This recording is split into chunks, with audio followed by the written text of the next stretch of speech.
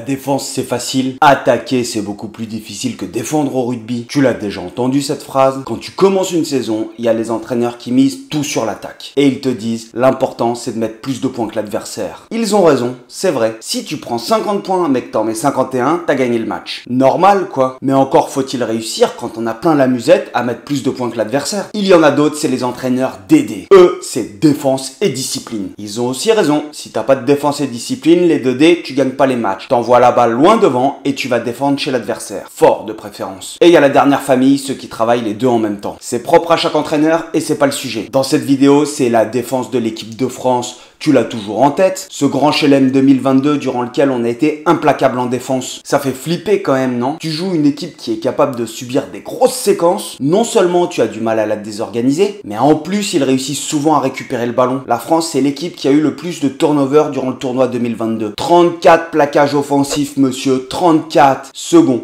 Juste derrière l'Italie. Oui, monsieur, derrière l'Italie. L'Italie tourne à 39 plaquages offensifs sur le tournoi. Et je sais ce que tu vas me dire, c'est normal, il voit pas beaucoup la balle, il gagne pas beaucoup de matchs, autant qu'il plaque fort. Mais là, je suis pas trop d'accord. L'Italie, au contraire, elle a un jeu de possession à outrance. Et ça fait 3 ans qu'ils jouent une grande partie de leur ballon. Mais ça, c'est un autre sujet et on l'abordera plus pour la Coupe du Monde avant de jouer l'Italie, le jeu de l'Italie. Là, je vais tenter de faire l'autopsie de l'efficacité de l'équipe de France sur le secteur défensif. D'ailleurs, je lis quelques commentaires qui me demandent si j'ai pas peur que l'adversaire regarde mes vidéos et s'en inspire pour contrer l'équipe de France. Wow, doucement. Je pense que, premièrement, s'il les regarde, tant mieux parce que ça me fait une vue en plus. Secondement, tous les staff pro, ils ont des analystes vidéo qui ont des compétences qui sont sûrement supérieures aux miennes. Et ils se font leur propre avis sur le système offensif et défensif de la France. Alors n'ayez aucune crainte là-dessus. Bon, j'avoue, s'ils regardent la vidéo jusqu'au bout, ça leur donnera peut-être 2 ou 3 idées. Mais j'y crois pas trop. Pourquoi? Bah tout simplement, déjà, il faut qu'ils parlent français, les mecs. Et tu vas voir, reste bien jusqu'à la fin de la vidéo parce que je vais te montrer des exemples concrets de principes d'efficacité de la France en défense qui leur permettent d'être ultra efficaces. Mais avant de commencer, si t'es pas abonné, c'est le moment de le faire, de mettre la petite cloche et le pouce bleu pour pas rater les prochaines vidéos et parce que c'est bon pour l'algorithme. Et ouais, on me le dit souvent, il faut liker avant de regarder la vidéo. Normal, si tu quittes la vidéo et que t'as pas liké ou que t'aimes pas, bah au moins t'as mis le pouce bleu avant et tu me remercies pour mon travail. Allez, on est parti. Quel que soit le sélectionneur, le manager, le directeur sportif ou l'entraîneur, qu'importe qu'il entraîne les All Blacks, la France, l'Angleterre ou le club de sa ville en Régional 3, il est impératif de se construire son projet de jeu. Et à l'intérieur du projet de jeu, tu vas donner plus ou moins d'importance à différents secteurs. La touche, la mêlée, les ballons portés, la circulation offensive, la circulation défensive, le jeu au pied, la défense. Et chacun de ces secteurs, ça doit être un projet à part entière. Et oui, bien sûr qu'il existe un projet de jeu défensif pour chaque équipe. Et l'importance qu'on va donner à un secteur dans son projet de jeu, c'est primordial. On dit souvent qu'attaquer c'est plus difficile que défendre. Perso, je suis pas d'accord. Tout simplement parce qu'il existe plusieurs types de défense qui sont là pour répondre à plusieurs systèmes offensifs et plusieurs zones d'attaque. Défendre, c'est complexe. Tout d'abord, défendre pour moi c'est un état d'esprit à avoir et donc que tu dois bâtir. Il faut avoir une construction philosophique de ta défense. Voilà là, le mec il nous parle de philosophie en défense au rugby. Moi je pensais que c'était juste mettre des cartouches à l'adversaire. Oui, mais pas que. Il faut conditionner tes mecs pour pouvoir mettre des cartouches. Et cette philosophie, tu vas la partager avec tes joueurs. Et si possible, t'essayes de créer une culture de la défense. Oui, monsieur, une culture de la défense. Pourquoi est-ce important? Tu vas conditionner tes joueurs pour qu'ils deviennent des sécateurs. L'objectif, c'est qu'ils associent des mots, des prises d'informations à un certain état d'esprit. Ok, tu veux des termes plus simples? Tu les conditionnes pour que ça soit des chiens de la casse. Au rugby, on dit souvent qu'il vaut mieux calmer des énervés qu'exciter des mous du genou. En équipe de France, il n'y a pas de mous du genou. Mais tu veux avoir des énervés au sang-froid. Et la complexité,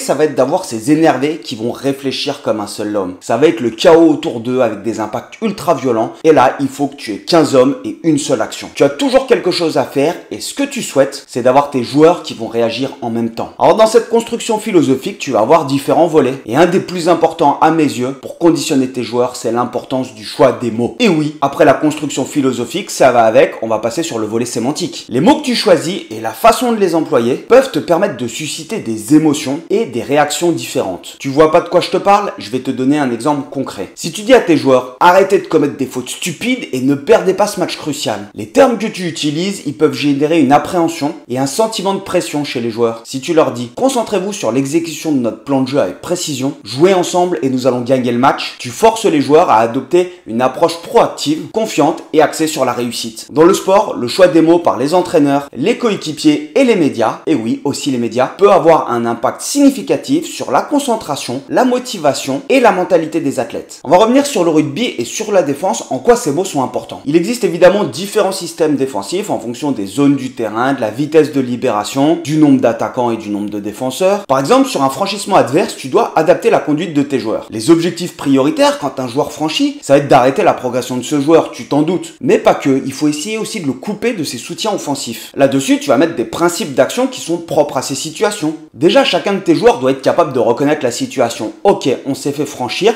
donc on va adopter tel type de défense pour enfermer le porteur du ballon et le couper de ses soutiens offensifs. Et par exemple, le choix du nom de ce type de défense après franchissement, ça doit être quelque chose de significatif, ça doit être quelque chose de parlant. Tu peux l'appeler bulle par exemple. L'objectif c'est de mettre le porteur de ballon dans une bulle. On crée une bulle autour du porteur de ballon qui va être infranchissable. On le coupe de tout. Tu peux l'appeler entonnoir, nas, mais l'objectif c'est de trouver des mots qui sont significatifs avec un minimum de syllabes. Bah oui, un minimum de syllabes. Normal quoi, tu t'imagines les mecs qui sont sur des séquences de jeu de 2 minutes, qui ont le capot ouvert, ils ont besoin de la ventoline pour pouvoir s'en sortir, et là ton pilier sur un franchissement il va devoir crier un mot en 3 syllabes. Entonnoir. Oh, pas possible. Bulle, ferme. C'est des mots qui sont très courts et très rapides, mais qui doivent être parlants. Et le choix des termes dans la construction de ton projet défensif, ça doit être quelque chose à part entière. Une réflexion à part entière. Tu te souviens de Eddie Jones qui s'est occupé de l'Angleterre en 2019? Il avait un terme pour qualifier l'efficacité de sa défense. Chasser en meute. Chasser en meute, c'est une expression que je trouve géniale. Oui, tu as bien entendu cette expression qui nous vient du rugby anglais et de Eddie Jones, je la trouve géniale. Chasser indique que c'est toi qui as l'initiative et qui va décider de ce qui va se passer après. Tu as l'initiative. L'adversaire a le ballon, mais il n'est pas décisionnaire. C'est toi qui as l'initiative. Et le terme meute, c'est quand même assez représentatif. Une quinzaine d'individus qui sont prêts sur le terrain à en découdre physiquement et qui agissent à l'unisson. Et quand tu vois les prestations défensives des Anglais durant cette période, moi je les trouve extraordinaires. C'était vraiment quelque chose d'animal quand tu les voyais défendre. J'ai des images en tête de Tulagi contre les Blacks en 2019, demi-finale de la Coupe du Monde, et je fais souvent référence à ce match-là. Parce que ce match-là, pour moi, en termes de défense, c'est peut-être le plus beau match et la plus belle prestation que j'ai vue. Tant sur les différents systèmes défensifs qu'ils utilisent, mais aussi sur l'état d'esprit. Toujours est-il que je trouve cette expression géniale. Attention, me fais pas dire ce que j'ai pas dit que les Anglais étaient géniaux, mais l'expression de Eddie Jones. De toute façon, Eddie Jones, il est australien. Le choix des mots est donc important dans la construction de ton projet défensif. Et Galtier, il est allé chercher Shaun Edwards pour s'occuper de la défense française. Et Shaun Edwards, c'est un Anglais, oui. On a un Anglais qui s'occupe de la défense du 15 de France. Et alors, la question c'est plutôt, est-ce qu'il est bon? Perso, je pense qu'il est excellent. Quand tu l'entends parler, tu te doutes que l'étendue de son vocabulaire ne lui a pas permis de trouver seuls les termes, les mots et les expressions que les Bleus utilisent dans leur projet défensif. Mais du coup, évidemment, il a dû le construire avec le staff et les joueurs, et tant mieux, c'est comme ça que ça doit fonctionner. Tu dois construire avec ton staff et tes joueurs, il faut les impliquer dans le projet. C'est la première fois, il me semble, que la France fait appel à des compétences d'un entraîneur étranger pour pouvoir intervenir avec son équipe nationale. Dis-moi si je me trompe dans les commentaires, mais il me semble que c'est bien ça. C'est paradoxal. Là où les autres nations ont fait rapidement appel à des techniciens néo-zélandais entre autres, en France, nous on a vécu dans un vase clos pendant très longtemps avec juste des techniciens français qui entraînaient l'équipe de France. Donc tu vas pas spécialement chercher des compétences ailleurs. Bon, et bien ça a changé et tant mieux, ça a l'air de bien fonctionner. Quand tu veux être efficace en défense, un bon projet défensif ne suffit pas évidemment. Il va te falloir les joueurs qui vont être capables de répondre à ces critères, à ce modèle de fonctionnement que tu vas mettre en place. Et surtout définir les rôles de chacun des joueurs. Il y a des joueurs comme Gabin Villière qui ont une appétence spéciale pour le combat et le contest, tu vas pas leur empêcher et les refroidir dans un domaine dans lequel ils excellent. Tu vas plutôt aussi te servir de leurs compétences. Je suis sûr que tu as déjà rencontré des joueurs comme ça. Des mecs bien péchus qui en ont rien à faire du ballon sur le terrain. Eux, ils viennent pour cartonner les types en défense et aller barboter dans les rucks. Quand j'ai commencé à entraîner il y a une quinzaine d'années, j'avais fait les minimes du Stade Français pendant un temps. Et j'étais tombé sur un entraîneur, un ancien, vieux de la vieille, qui avait le nez de travers et qui parlait en sifflant. Il était plein d'anecdotes, du rugby à l'ancienne, et un jour il m'en avait raconté une. Quand je jouais au rugby, lors de mon premier match en groupe A, l'entraîneur il était venu me voir dans le vestiaire. Il m'avait dit ouvre les mains. J'avais ouvert les mains, il m'avait mis 2 cailloux dans les mains. Il avait dit ferme les mains. J'avais fermé les mains. L'entraîneur il m'avait regardé, il m'a dit ces cailloux ils bougent pas jusqu'à la fin du match. Tu vois le genre de joueur dont je parle. Bon, heureusement ça c'est une époque qui est totalement révolue. Ah là, ça y est, je m'éloigne du sujet. Faut me le dire quand je suis en train de partir en live comme ça. Oui, je vais vous parler de ces détails qui font de l'efficacité du 15 de France. Ces fameuses choses qui font que la défense du 15 de France est ultra efficace. Je vais y venir, mais c'était important d'avoir cette introduction et de poser le choix des mots et surtout cette philosophie qu'ils ont su bâtir en équipe de France, puisque la philosophie, ça va être le nerf de ta guerre pour conditionner tes joueurs. Avant de continuer cette vidéo, sache une chose, c'est que je vais te parler de principes d'efficacité et vraiment de détails qui font pour moi la réussite de l'équipe de France en défense. En revanche, je ne rentre pas du tout dans les systèmes défensifs. Pourquoi? Premièrement, parce que c'est assez complexe et que pour la plupart d'entre vous, on va rentrer dans des choses qui ne vont pas spécialement vous intéresser. Et la raison principale, c'est que j'ai créé une formation qui doit durer 2h30 sur laquelle je bascule et j'explique tous les modèles de fonctionnement défensif et des petits tips et des choses assez précises. Comment construire un projet défensif, comment avoir une vision partagée lors de la construction et l'explication des différents types de défense. Elle est à prix très abordable et il y a pas mal de choses intéressantes dessus. Je te mets le lien en description si tu es entraîneur. Franchement, je crois que elle doit être à 79 € en ce moment. Tu en as pour 2h30 de formation, tous les PowerPoint téléchargeables et puis en même temps, ça me permet de continuer mon boulot. Et maintenant, on rentre dans le vif du sujet. Pourquoi la France est ultra efficace en défense? Pour moi, la France a un petit peu innové par rapport à ce qui se faisait avant en défense. Je m'explique. Normalement, en défense, on cherche à faire reculer, mais également à bloquer le ballon systématiquement. Pendant très longtemps au rugby, on a cherché à systématiquement bloquer le ballon pour éviter ces passes après contact et ces fameux offload. Et oui, c'est très important d'empêcher ces passes après contact puisqu'ils vont être à l'origine de nombreux franchissements et on sait que dans le rugby moderne, les franchissements, tu les paies cash. Et on assistait, et on assiste encore assez régulièrement à ces fameux plaquages à dos avec un joueur qui vient attaquer bas et la poutre défensive qui vient attaquer haut pour pouvoir faire reculer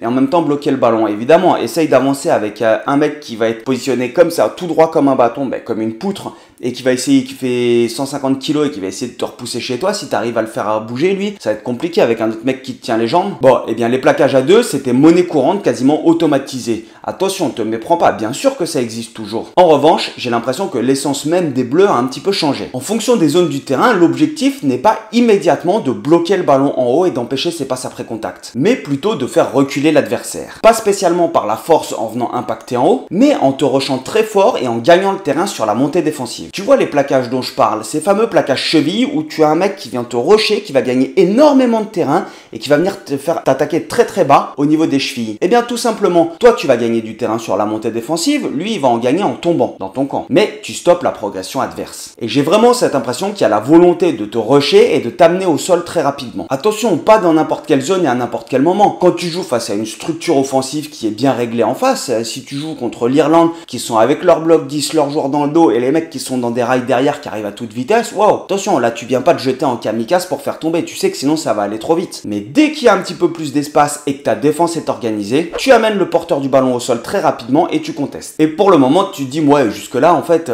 c'est une défense normale, c'est des plaquages normaux. Eh bien oui, les plaquages sont normaux, mais ce qui va être intéressant, c'est ce qui va se passer autour de cette zone de plaquage. Les zones de ruck sont extrêmement dures à arbitrer. Il y a le plaqueur, le plaqué, l'arrivée des soutiens offensifs, l'arrivée des soutiens défensifs, potentiellement un mec qui conteste. Eh bien quand tu es en défense, tu cherches à simplifier la prise de décision de l'arbitre. Tu cherches à faciliter son analyse de la situation, ce qui va tirer de la situation pour pouvoir l'aider à prendre sa décision. Évidemment, toutes les équipes cherchent à simplifier les prises de décision de l'arbitre dans ces zones. Dans la première des choses à faire, tu vas essayer de te sortir de la zone du plaquage. Ça, c'est normal, c'est ce qu'on appelle une double action. Le principe, toujours dans le modèle de conditionnement des joueurs, ça va être de donner aux joueurs de coupler les actions. C'est-à-dire que tu plaques et tu te relèves et tu contrôles. Plaques ou tu contestes. Tu plaques ou tu te redistribues et tu reprends de l'espace. En fait, tu conditionnes ces joueurs à avoir deux actions, puisque tu vas calculer le temps qu'un joueur passe au sol. Le joueur, quand il plaque, en fait, il faut pas croire, mais dans le rugby professionnel, tu calcules, tu comptes 1 et 2 et 3. Il a passé 3 secondes au sol, pendant 3 secondes, tu as un joueur qui a été inutile. C'est pas possible. Ça s'appelle le retour au jeu, ça, et c'est quantifié. L'objectif, c'est que ton joueur, il passe le moins de temps possible au sol. Et oui, le rugby, c'est compliqué, ça ne s'arrête jamais. Eh bien, premièrement, le joueur qui conteste, il va attendre que la zone soit propre pour pouvoir poser ses paluches sur le ballon. Il va attendre que le plaqueur soit sorti de cette zone. Si tu prends l'exemple de Macalou, il simplifie le rôle de l'arbitre. Il vérifie que le plaqueur n'est pas dans le camp italien, il met les mains sur le ballon et se désintéresse du ruck. Il demande à l'arbitre, c'est bon, tu vas pas me la mettre profond aujourd'hui, tu vas pas me siffler une pénalité, est-ce que je suis bien dans les règles? Ce qui est très intéressant, c'est de voir comment il procède. Le plaqueur vient attaquer bas, soit de l'intérieur, soit de l'extérieur. Cela dépend sûrement de la disponibilité des joueurs et des profils. On a l'impression qu'il y a des joueurs qui sont missionnés sur les plaquages bas et ceux qui sont missionnés sur les contests. On a l'impression que les profils comme Jelonche sont plutôt missionnés sur des plaquages bas, la seconde ligne, éventuellement les premières lignes, mais que des profils comme Marchand, comme Danty, qui sont du coup peut-être plus trapus, plus bas et plus denses, donc du coup durs à bouger parce qu'ils ont leur centre de gravité qui est bas quand ils viennent mettre les paluches paluches sur le ballon, ils sont plus missionnés sur des contests. En revanche, pour le moment, j'ai pas trouvé réellement de règles sur l'intervention du plaqueur et du contest. C'est-à-dire que de temps en temps, le plaqueur arrive de l'extérieur et le contest vient de l'intérieur. Et en revanche, à d'autres moments, le plaqueur vient de l'intérieur et le contest vient de l'extérieur. J'ai plus l'impression que tu t'adaptes en fonction des profils. En revanche, le second joueur, plutôt que de venir impacter haut ou de bloquer le ballon, il vient projeter le porteur du ballon au sol. Il le tire vers le sol. Son objectif, c'est de faire en sorte que le joueur aille au sol le plus rapidement possible. Si tu n'as pas de gagné de terrain en défense, tu sais que les soutiens offensifs, ils vont être présents sur zone très rapidement. Alors plus tu amènes vite le joueur au sol, plus tu as la possibilité de poser tes paluches dessus. C'est sûrement propre à toutes les équipes en fait d'intervenir comme ça, de prendre le joueur, de le balancer au sol pour pouvoir contester. Alors j'ai continué à essayer de creuser un petit peu plus sur le sujet. Qu'est-ce qui va faire que tu récupères la balle sur un contest? Le temps. Oui, le temps dont tu disposes avant l'arrivée des soutiens offensifs. Les mecs en attaque se demandent qui c'est l'abruti qui pose ses paluches sur le ballon qu'ils ont honnêtement gagné et ils n'ont pas envie de te le laisser. Alors je me suis demandé comment est-ce que tu pouvais gagner du temps pour ces mecs-là, les mettre en retard. Alors j'ai repris toutes les séquences depuis 3 ans ou 4 ans que j'ai sur mon PC de l'équipe de France en défense et qui se terminent par un contest, gagnant ou non, et je me suis lancé sur le sujet. Je voulais en faire une petite formation au début parce que je me disais, c'est des trucs, je mets quand même beaucoup de temps à les trouver, t'es obligé de visionner de nombreuses séquences pour pouvoir arriver à trouver des généralités, essayer de comprendre en fait tout ce qui se fait tout simplement au très haut niveau. Et puis je me suis dit, bah non, en fait j'ai pas assez pour faire une formation et puis ça me fait plaisir de le partager comme ça. Donc rien que pour ça, tu peux lâcher ton petit pouce bleu et à la fin, si tu apprends des trucs, tu pourras me lâcher un petit thanks. La première solution pour essayer de retarder l'intervention de ton soutien offensif sur une zone de ruck, ça va être de jouer à Mario Kart. Non, j'ai pas pété ma durite. Si tu connais pas ce jeu, c'est génial. T'es en karting, tu fais une course et en fait pour terminer premier, tu balances des pots de banane et des carapaces sur tes adversaires pour faire en sorte qu'ils se cassent la gueule. Tu vois pas le rapport? J'y arrive. Tu vas ajouter des difficultés sur le temps de parcours des soutiens offensifs pour pouvoir les retarder. Prenons un exemple concret. Tu es plaqueur. Tu montes comme un dératé parce qu'on t'a dit qu'il fallait gagner un maximum de terrain et amener au sol rapidement. Tu t'envoies dans les jambes du type. Avec ta vitesse, quand tu te jettes, ton corps se retrouve dans le camp adverse. Jusque-là, il n'y a pas de souci. Tu as effectué ton plaquage et tu n'es pas hors jeu. Et tu n'as pas encore envoyé ta peau de banane sur les soutiens offensifs. Ta problématique en tant que plaqueur, c'est de revenir au jeu le plus rapidement possible. N'oublie pas que ton rage est calculé, ton retour au jeu, le temps qu'on calcule que tu passes au sol, pour éviter qu'un troupeau adverse te passe sur le corps pour conserver. Tu roules pour sortir. Alors tu lâches le plaqué et si tu as la possibilité, en fonction du sens d'arrivée des soutiens offensifs, tu roules de leur côté. Le joueur adverse doit t'éviter pour pouvoir venir intervenir. Et c'est là où tu vas gagner cette demi-seconde, ce petit moment durant lequel il va prendre du retard à sauter par-dessus toi ou à passer à côté. Au début, je me suis demandé si c'était volontaire. Évidemment, le fait de faire un plaquage sur le porteur du ballon et une balayette en même temps au soutien offensif, c'est pas volontaire. Mais ça a éveillé ma curiosité. Alors j'ai commencé à chercher et je me suis rendu compte que lorsque c'est possible, le plaqueur va chercher à se sortir de la zone côté soutien offensif. Tu vas les forcer à prendre un peu de retard et à perdre du temps. Attention, je ne dis pas que c'est toujours comme cela car il y a d'autres facteurs à prendre en compte. Y a-t-il une urgence quelque part? Le soutien est-il déjà sur zone et dans ce cas je vais être pénalisable? Mais si le soutien offensif n'est pas présent sur le ruck, que toi tu n'es plus en contact avec le plaqueur, l'arbitre ne s'occupe plus de toi. Normal. Lui, il va gérer la zone de contact sur le contest sur laquelle justement les soutiens offensifs que tu essaies de ralentir, ils arrivent à Mach 2. Si tu joues, quand tu te sortiras d'une zone de plaquage maintenant, tu vas y penser. C'est-à-dire que, mettons que, je sais pas, tu as un bloc de 3 avant, le dernier joueur, le joueur le plus à l'extérieur, il prend le ballon, toi tu arrives de l'extérieur pour plaquer, et ben en fait quand tu te sors, il faut que tu roules du côté opposé auquel tu arrives. Tu vas essayer de rouler côté arrivée de soutien offensif. Les mecs, ils vont être obligés de passer par-dessus toi pour pouvoir venir intervenir. Donc déjà, s'ils passent par-dessus toi, ils sont plus à Mach 2 quand ils arrivent. Et puis ensuite, tu vas laisser le temps à ton partenaire qui projette le type au sol de poser ses paluches sur le ballon. Et si on pousse le raisonnement un petit peu plus loin, il y a peut-être aussi la possibilité d'envoyer une carapace rouge au soutien offensif, tout simplement pour qu'il n'arrive pas sur la zone ou vraiment très en retard sur cette zone de combat. Eh bien, ce sont des actions qu'on voit régulièrement et qui sont propres à plus d'équipes que la France. Tu as la possibilité, pendant le plaquage, le joueur le mieux placé vient déblayer le soutien offensif. C'est très complexe pour l'arbitre, car il est focalisé sur l'action du plaquage. Il y a donc pour le moment une zone d'ombre sur laquelle ces phases-là sont limites mais tolérées. Tu n'as pas la possibilité de le déblayer forcément, mais au moins de l'empêcher d'intervenir. Si tu dépasses légèrement le plaqueur, ce que tu cherches à faire pour verrouiller l'intérieur du plaqueur, et que par mégarde, sans intervenir sur l'action, tu te retrouves entre le porteur du ballon et le soutien offensif. Tu n'y es pour rien. tu ne fais pas d'obstruction. En revanche, pour aider le porteur du ballon, tu retardes l'action du soutien offensif. Dans cette action contre l'Irlande, on voit clairement Baye se jeter dans le camp irlandais. Il ne vient pas pour plaquer car il ne touche pas au porteur du ballon. C'est ça qui est extraordinaire. Il vient simplement mettre son corps entre le porteur du ballon et le soutien défensif. Et bam, là c'est plus une carapace rouge, c'est une carapace bleue à pointe. Et le rugby, c'est un sport ultra complexe qui est rempli de plein de petites actions comme cela que tu ne remarques pas quand tu regardes. L'arbitre comme les spectateurs sont en permanence focalisés sur l'action du porteur de balle. C'est normal, il y a trop de joueurs et d'actions avec de la vitesse. Et donc tu cherches à gêner la circulation défensive quand tu es en attaque et à ralentir les soutiens offensifs quand tu es en défense. C'est le jeu et tous les moyens sont bons tant que l'arbitre le voit pas. Et c'est un petit peu l'attitude que va avoir World Rugby ces derniers temps qui va nous dire attention, attention en défense. Évidemment, on utilise toutes ces petites failles avec l'équipe de France, du coup pour ralentir les soutiens offensifs et les gêner, et on récupère un paquet de pénalités comme ça, et on est efficace en défense, et là World Rugby dit attention, ça c'est pas bon, trop bon pour le jeu, nous on va être vigilants sur ces secteurs-là maintenant. Ce sont des petits détails, mais qui du coup font la beauté du rugby de haut niveau, de très haut niveau. Le fait d'aller chercher la petite chose qui va faire que tu seras plus performant. Il y aura bien évidemment plein d'autres petits détails, comme cela dans les principes d'efficacité du 15 de France, mais la vidéo elle est déjà assez longue, alors je garde cela pour les prochaines. Tiens d'ailleurs, dis-moi dans les commentaires, et là ça va te demander de la réflexion, si tu as remarqué des petites choses aussi dans la défense du 15 de France. Je réponds pas à tous les commentaires, mais j'essaye de tout lire parce qu'il y en a beaucoup, et d'ailleurs un énorme merci. Un énorme merci à tous ceux qui me soutiennent, qui sont membres de la chaîne, à ceux qui mettent des likes, des partages, et si vous voulez, vous pouvez aussi lâcher des petits tips, ça fait du bien de recevoir des petits tips parce que ça demande énormément de temps, et pour moi et mon monteur, pour le moment, c'est pas évident parce qu'on commence. Et on se revoit bientôt au ski. Allez, topette!